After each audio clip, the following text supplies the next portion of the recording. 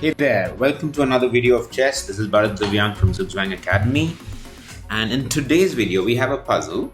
And through this puzzle, I want to teach one of a very interesting concepts in chess. Now, everybody has heard of the word Zugzwang. I mean, I've named my academy Zugzwang, which is definitely a crazy German word explaining a concept in chess. But there's another equally crazy double Z word. It's called Zweijenzug. So Zweijenzug, it means the in-between move. And we'll talk more about it once you have given it a shot. Try this puzzle. It's an unconventional win for white. White to move and win. And if you analyze this, white has a pawn in the 7th rank, but it doesn't have the momentum to promote and win the game. So it seems to be like black has well defended this position and it's kind of like in a gridlock. So white needs to do something, and the answer lies in Zweijenzug. All right, give it a shot. Welcome back, and I hope you tried to solve this puzzle. It's white to move and win, and the answer is very, very counterintuitive on multiple levels. So let me explain. So the first thing is that Zweijenzug, let's understand the concept of Zweijenzug. Zweijenzug basically means the in-between move, the move that you do in between something else. So typically in chess, you have this sequence of moves. It's almost automatic.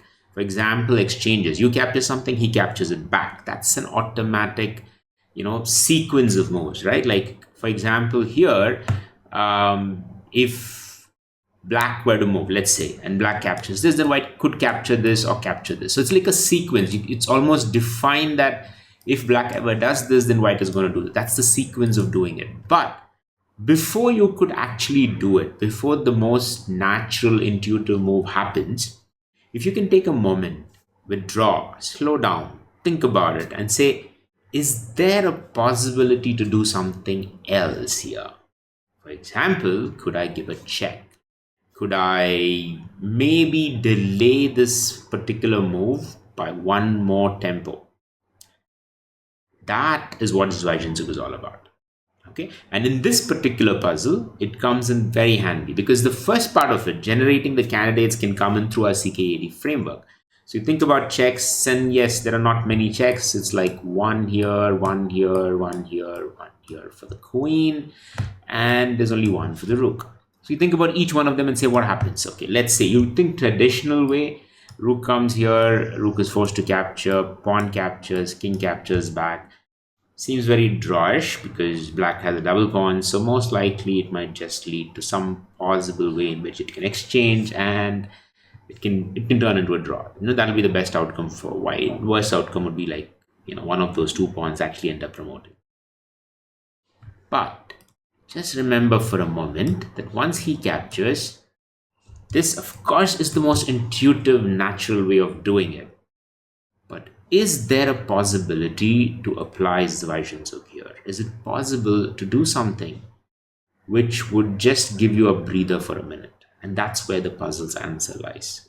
Of course, you still have to think about all the possible checks that's there and eliminate most of them. For example, this is bad, this is bad, this is bad.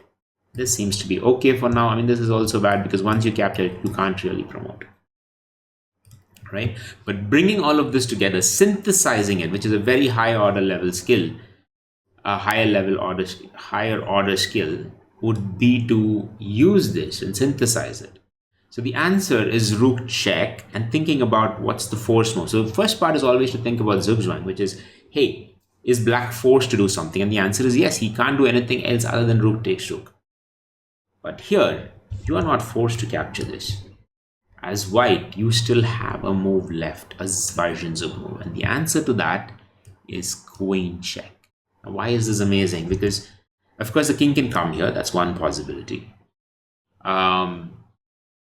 But he has to capture. It's one of these two things. Now, let's take the most natural possibility, which is he captures. In that case, pattern recognition will allow you to think that, hey, this is amazing because you can promote it into a queen, but then again, you're going back into a king and queen combination, which will lead to a draw, which we've already analyzed. But if you under promote it to a knight, then that's amazing because now you have a knight and a pawn and you can use the extra knight to eventually capture these pawns. and help promote your g pawn into a queen and win the game. But now you can say, okay, why should he capture that? He's not trying to capture this particular queen. He could move here. The answer is yes. In this case, you don't capture the rook. You actually move it into a queen and promote it and offer a double check. A double check that can actually help you win the game, because if you move here, I mean, you can't move there, that's a check. So he moves here, in which case you could directly take the queen if you want to.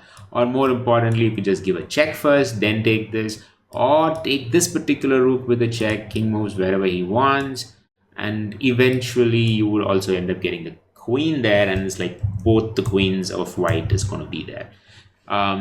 What you don't want to do is to, of course, capture this, right? Like, so it's promotion, yes, but promotion into a queen. And even if he goes here, it's remove the defender, so you can just capture the rook. He takes it, and then you take the queen.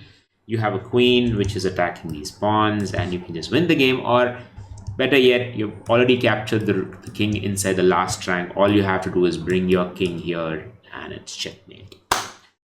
All right, so what's the lesson to be learned? The lesson is go back to that moment. Go back to that moment when everybody, 99 out of 100 people, would just say, let me go capture this. And then you think, you be the different kid, different person, different chess player who'd say, is there something I can do here that can help me achieve a better result? And the answer there is Zug followed by under promotion.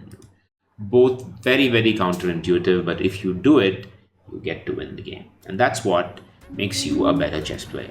I hope you enjoyed this video and the insights I provided. If you did like it, please do like, share, and subscribe, and I'll see you in the next one. Thank you so much.